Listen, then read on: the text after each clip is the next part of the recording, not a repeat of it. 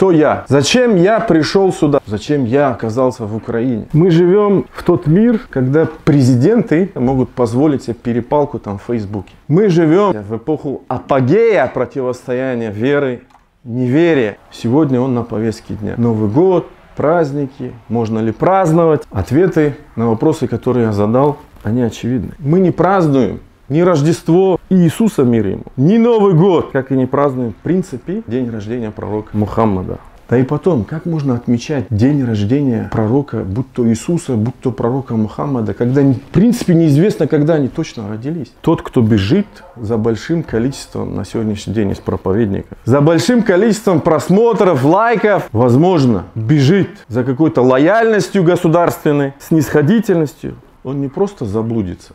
Он заблудит всех других. Он будет опозорен Всевышним в судный день.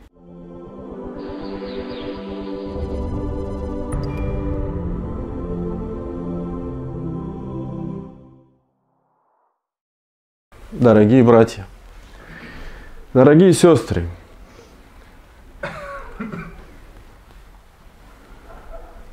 задумайтесь над тремя вопросами.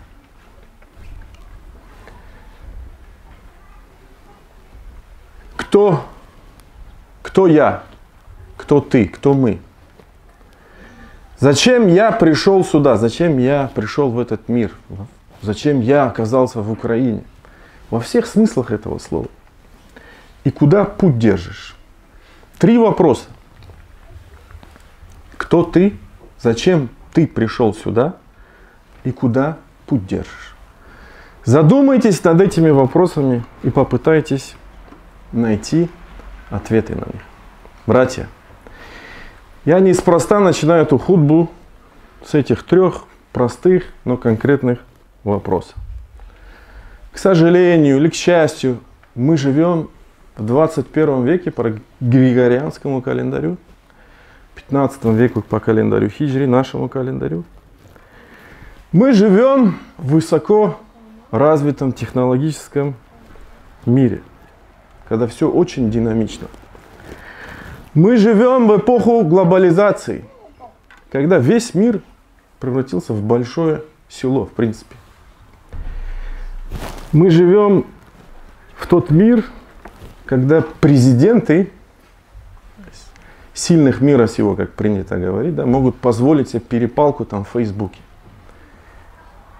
Ну, это так, чтобы вы поняли мысль или акцент. К сожалению, мы живем в эпоху, когда мусульмане в общем, крымские татары в частности, если говорить про коренной народ, про мусульман Крыма в Украине, утратили свое былое величие. Погрязли, в общем, в частности, погрязли во внутренние конфликты, разбирательства между собой и вынуждены всегда кого-то о чем-то где-то просить. К сожалению, мы живем в эпоху, или как минимум в преддверии, как это завещал пророк, саллаллаху, предвещал смут и великих испытаний. Мы живем, дорогие братья, в эпоху апогея противостояния веры, неверия, духовности, материализма, цены и ценностей. Мы живем в обществе, дорогие братья. Мы живем среди многих тех людей, души которых желают найти счастье. Я имею в виду тех, кто окружает нас, из числа христиан. Те, кто желает найти счастье, покой, свою цель в этой жизни. И ты видишь это в их глазах. Видишь. Ты видишь это, когда они честно, ответственно выполняют свою работу. Такие люди есть, их немало. И ты видишь, что они ищут ту милость они ищут на самом деле. Это видно в их глазах. О которой пророк, саллаллаху говорил: «Вама арсальнака илля рахматан лил аламин». И мы отправили тебя, о Мухаммад, только в качестве милости к мирам. Братья, мы живем в тот час, когда время уже подошло к тому, чтобы цивилизация в широком, глобальном смысле этого слова вот-вот должна вернуться в лоно свое, я бы так сказал. Но если среди нас те, кто достоин это сделать, кто достоин принять участие в этом. А ведь это так или иначе случится. Аллах исполнит свой свет, как вот Он говорит в своей великой книге.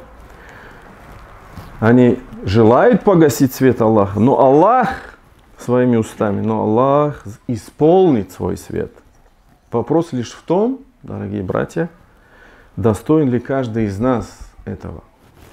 И примем ли мы, я, вы, в этом участие.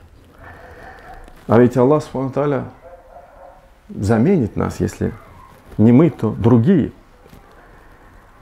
Как это, в принципе, Аллах говорит в контексте пожертвований на пути Аллаха, в контексте борьбы на пути Аллаха. Если вы отвернетесь, ястабдил кауман гайракум.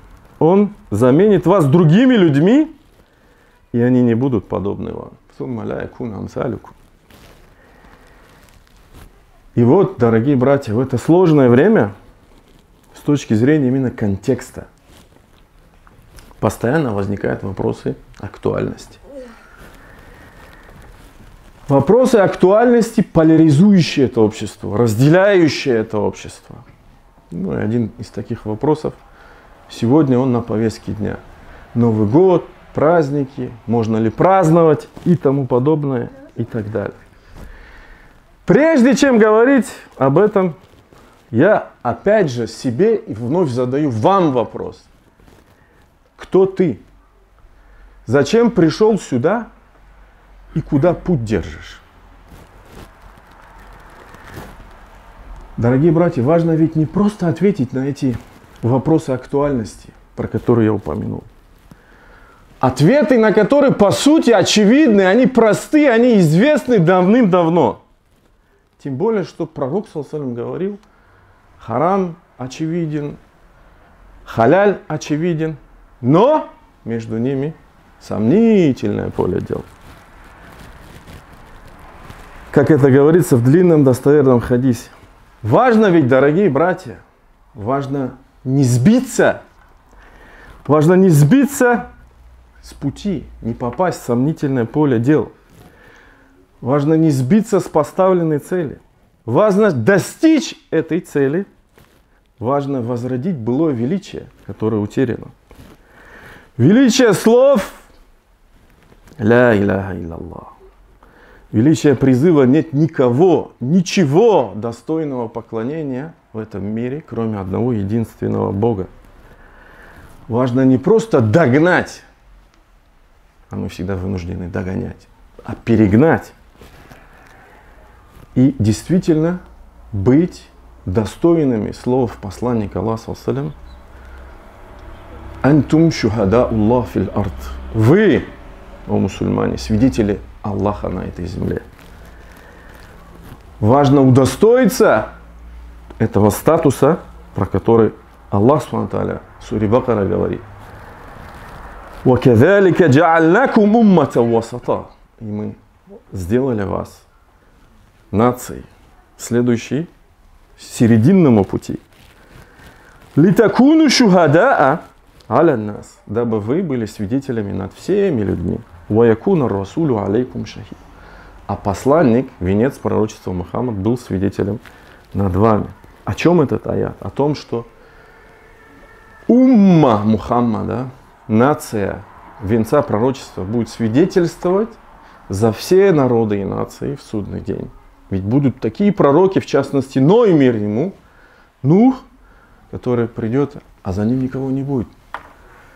И народ его скажет: к нам не пришел увещеватель, как это сказано в Сахихе Бухари, в контексте причин неспослания этого аята.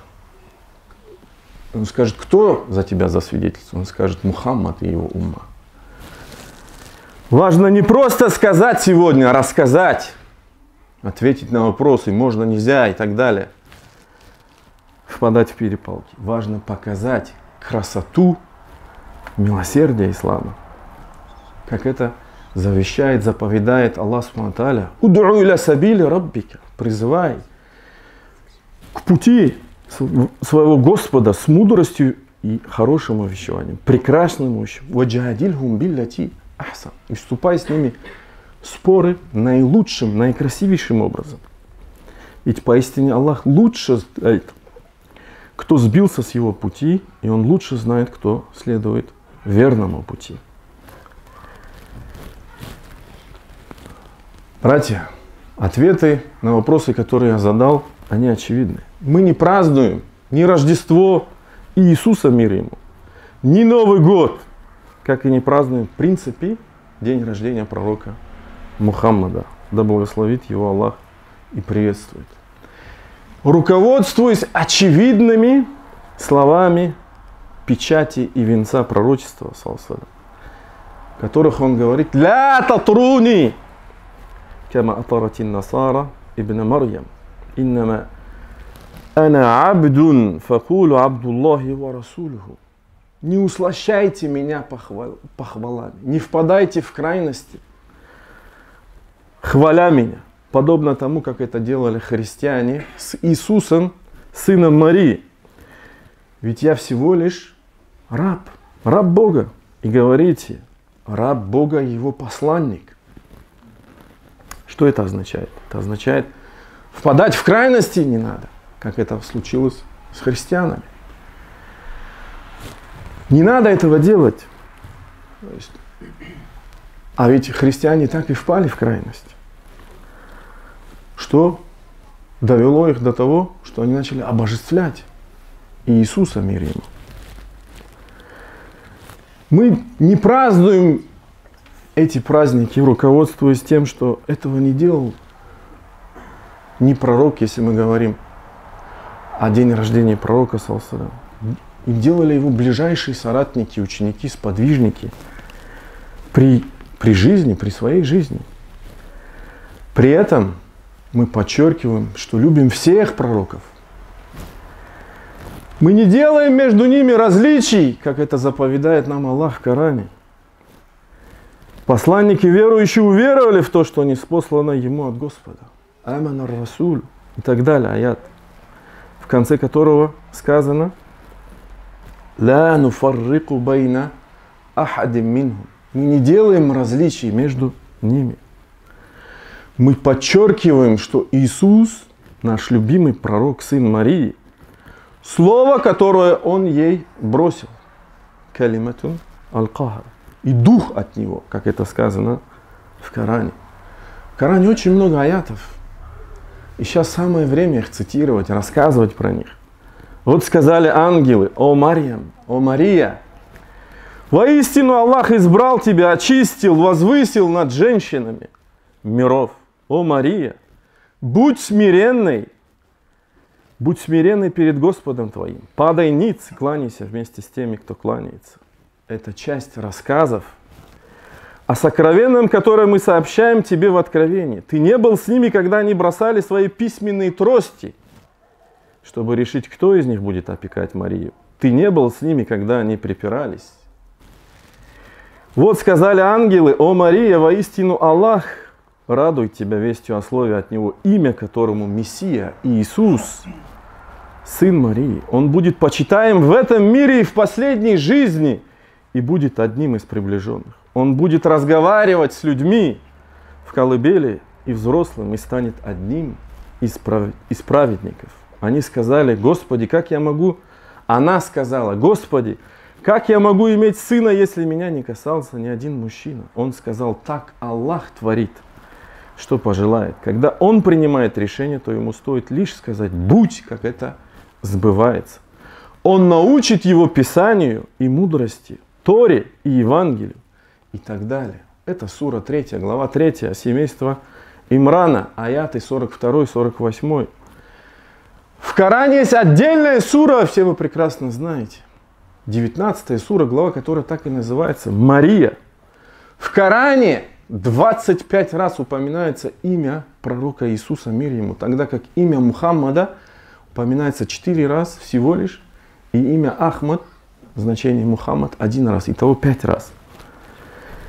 Да и потом, как можно отмечать день рождения пророка, будь то Иисуса, будь то пророка Мухаммада, когда в принципе неизвестно, когда они точно родились.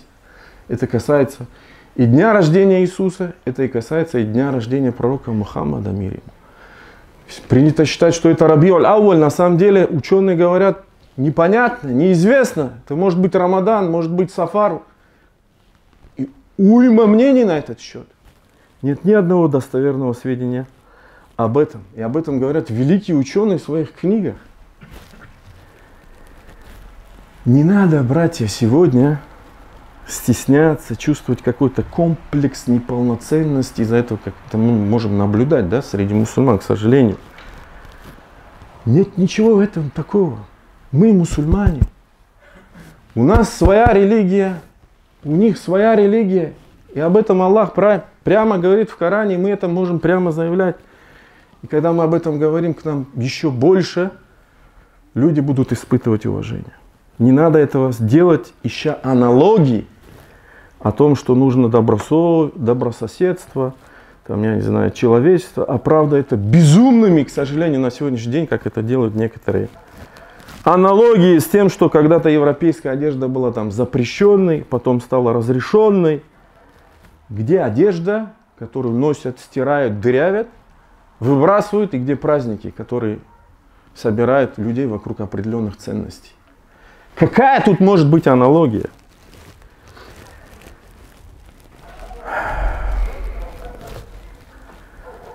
Не надо этого всего делать. Надо опасаться. Ведь поистине тот, кто бежит за большим количеством на сегодняшний день из проповедников, за большим количеством просмотров, лайков,